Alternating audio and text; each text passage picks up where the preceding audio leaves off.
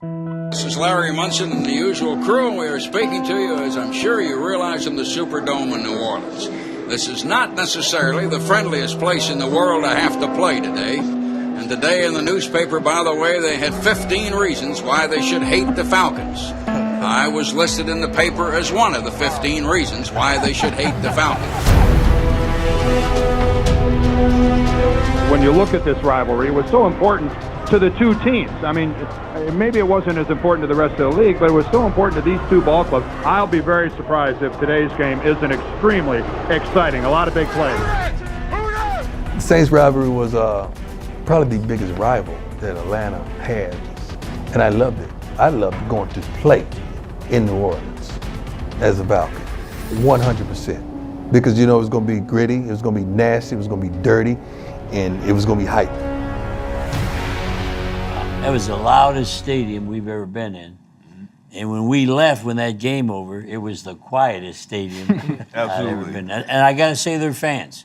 There was no noise ever like that. And when these two connected, it went so silent, I looked around, I thought everybody died. Hey, to your point, for 7 years, we never audibled there. Yeah. We never audibled in the Superdome. Why not? I mean, Because it was so loud. Our old linemen would hold hands, Chris Hinton on the edge, Mike Ken, because they couldn't hear me. Yeah. And I'm right here under Jamie Dukes calling the signals, screaming and yelling. And it was so loud, and it was such an intense rivalry, the Hoodats versus the Falcons. And never audibled in 7 years, which is unheard of in the National Football League. Looking at that film, we haven't mentioned Tim Green. Yeah. And Tim Green, here's a great story. Tim Green was a linebacker when I came. Yeah, that's right. And my office, I had windows, I could see the parking lot. Well, I saw him out there chasing his son. His son was this big. Right. And it took the parking lot to turn around. So I brought him up. I says, I'm moving you to tackle. He goes, you can't do that, Coach. I'm a linebacker. When you can't catch your son in the parking lot. And he became the #1 defensive tackle in football. He had a great Number career one. at tackle. He sure did. He was awesome, wasn't he? Yeah. I says, it takes you that whole parking lot to turn around. We got to put your hand on the ground. He never had his hand on the ground, became the best. Yeah, that's awesome. So we had the story. same players. We just moved them around a little bit, got them in different positions. And man, you grew up in New Orleans. I grew up in New Orleans. But you hate. Fastest guy in the band. But you grew up hating them, right? I did. And, you know, the Saints was the only game in town. They didn't have basketball, didn't have baseball. New Orleans Saints was the only team in New Orleans, professional team. So everybody I knew, everybody loved the Saints. And so when I got drafted by Atlanta, I mean, I became hated because I'm the kid from New Orleans not playing against the Saints. And I can tell you, I've had some of my best games against the Saints. But why I did love going down there and playing again. Why'd you hate the Saints growing up? Well, when I was growing up, they were the Aints. I don't know if you remember. They used to have the paper I don't bags. bags. I seen the video. I saw a video. You wouldn't remember. Yeah, I saw videos. So they were the Aints. So I mean, they wasn't very good. Yeah. The Saints historically wasn't very good, and they hadn't won a playoff. I don't think they ever won a playoff game up until the point. I think it was really probably late '90s when they won their first playoff game. That was their first playoff game at home. At home when we in beat a long them. time. We beat them. So going home as a native and playing against the team that you grew up watching, and then all my friends, everybody I know were all Saints fans. So I loved going in there and beating those guys. And like he talked about the fans there, unbelievable. Those people loved their team, they cheered for them. And when they traveled here, they brought more. 30,000 people. That whole section was all Saints. It wasn't like it was full of Falcon fans. They brought 30,000 people to ours. And it was the same. When we traveled there, we did the same. So that rivalry was huge. And the thing about their fans in our stadium, they hadn't been to bed since Friday. And this was Sunday afternoon. They were awesome, weren't they? Absolutely. So it was one of those situations where you're in a big rivalry with your team, and you go down there and you have the fans sitting on their hands. Yeah. Do you have memories of friends or family telling you like not to play well against the Saints or anything like that? All my friends, all the guys I went to high school with. I'll tell you a story. We went down and played the Saints. It was my 10-year class reunion. So I was 10 years out of high school, and I had just had a really big game against them. And so I'm down there and they're all talking about the Saints this, and the only thing I can share, I was like, you got to look at the scoreboard.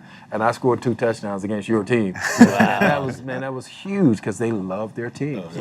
Absolutely. And Jesse, is the Saints hate something that you get when you walk in Falcons headquarters? It's like a thing that they give you on the way in? Like, no doubt about it. Hey, listen, playing against the Saints, after playing 14 years, obviously I don't play against them a lot. And I'm like Mike, I've had some of my better games against the Saints over a period of years. And it's almost like a big NFL, you get that college rivalry feel that when you play the Saints. And you want to give your best effort. But I had an extra motivation because I always looked up to Sam Mills, the late Sam Mills, and he was a great inside linebacker for the Saints. But then, you had Von Johnson, then you had Pat Swillens, and you had Ricky Jackson. Ricky Jackson. So they had all the linebackers that were Pro Bowlers, and they had one of my spots that I wanted because I wanted to be a starting Pro Bowler. And so I wanted to play my best game against that team for a lot of different reasons. Right. One reason, I don't like them. I didn't like them. The fans here didn't like them. No one liked each other. And you know what I mean? So it just brought the best out of it. You know what I mean? And I wanted to do it, personally for myself, for the team, for the city, and for everybody because it was one of them games where you wanted to give your personal best. Yeah. And I think if you look at some of my stats, I think one game I had 24 tackles, the highest I ever made in one game against the Saints. And I could barely walk coming out of that game, And that was the time when they had Hayward there, Ironhead. Ironhead was a load. Big bats. How was it hitting him, huh? Oh, I'm telling you, he was a 300-pound running back. Yeah, Dalton Hill. All them guys, man, that was so competitive. So that environment was a great environment to play in because you wanted to bring the best out of you. So I enjoyed it. I'll tell you, really not only, enjoyed it. That 91 season, it was to finish that season playing against that team. Right. The way you couldn't ask for much more than that. It was the third time we had played them. There was our arch rivals. It was the and best then it was 4 to move on to the next round of the playoffs. The way you did. And Now, I think that year, At did their they place, beat, exactly. At their play, it was did the they best beat ever. us in Atlanta? No. No, they did. They beat us in at the Atlanta. first We game. beat them in New Orleans. Yeah, the So first we game. swapped It was on split, each other's right. turf. So and then we had to play them again that It third was time. it was weird that the visiting team won that series a lot. Won you that know? series, yes.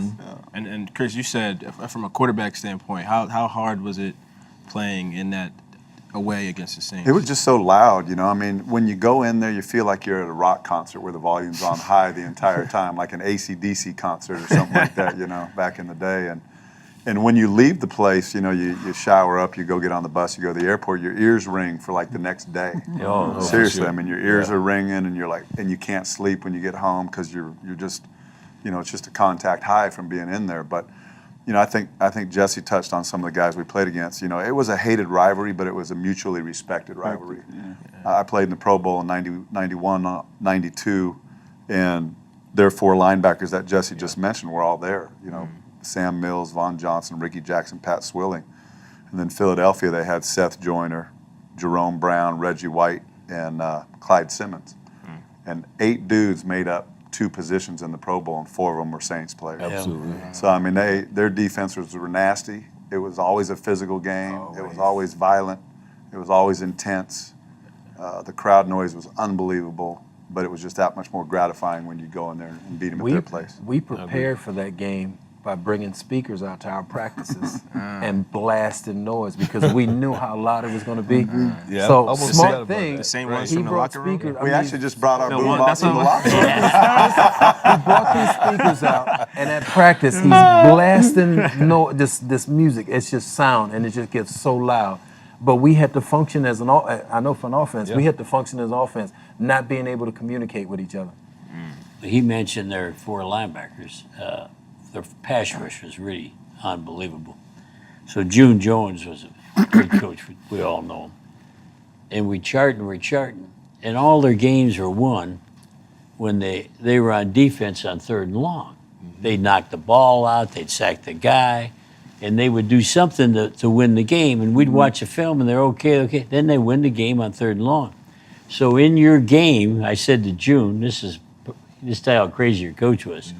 I'm switching down in distance. I said, we'll throw on every 1st down and 2nd down, and we'll treat 3rd and long like run.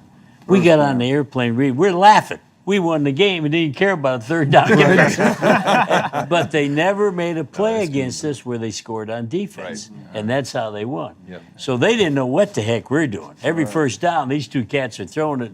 And then third down, we're running 32 cut on them, you know. Yeah. A draw. A draw. It was awesome. Yeah, I got to give you a tribute real quick to my good man Mike Ken, who played left tackle for. He was with the Falcons for 17 years. Right. And that particular season, in 1991, going up against Ricky Jackson, Pat Swilling, Kevin Green, Oh, wow. and Charles Haley, he gave up a sack and a half that year. And I felt bad that he didn't make the Pro Bowl that year. He had a Pro Bowl year. He was phenomenal. And But I got to give a shout out to him because he is, along with Jeff Van Note and Tommy Nobis, Mike Ken, I think is probably known as one of the Absolutely. Falcon legends. I totally agree. Yeah, baby, give me some.